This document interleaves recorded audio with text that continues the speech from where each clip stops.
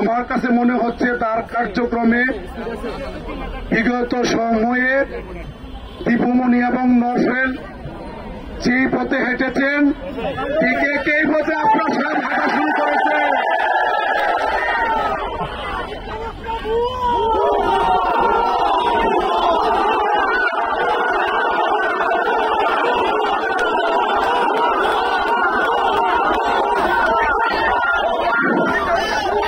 আন্দোলন করছে কারা?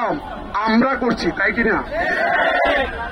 যদি কথা বলার প্রয়োজন হয় এই শহীদ মিনারের তপ্ত রোদের মধ্যে দাঁড়িয়ে যারা কষ্ট করছে, রাতে শহীদ মিনারের খোলা চত্বরে আমার যে সহযোদ্ধারা ঘুমান, আপনাকে তাদের সাথে আলোচনা করার দরকার ছিল আগে, ঠিক কিনা?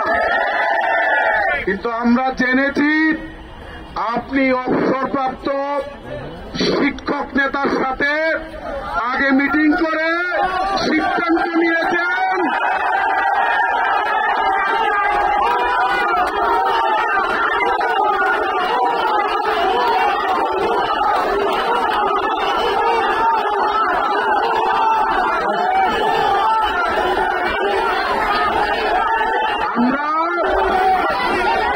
আমরা ইতিমধ্যে আমাদের কাছে পরিষ্কার হয়ে গিয়েছে আমাদের খোদ উপদেষ্টা তিনি এই আন্দোলনকে বানচাল করার জন্য নিজে ষড়যন্ত্রে লিপ্ত রয়েছে।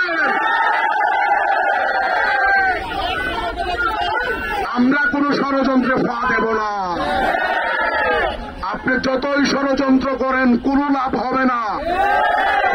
আমরা শান্তিপূর্ণ আন্দোলন করে ন্যায্য অধিকার আদায় করে বিজয়ের মালা গলায় নিয়ে সন্তানতুল্য শিক্ষার্থীদের সামনে আমরা আমাদের শ্রেণীকক্ষে ফিরে যাব।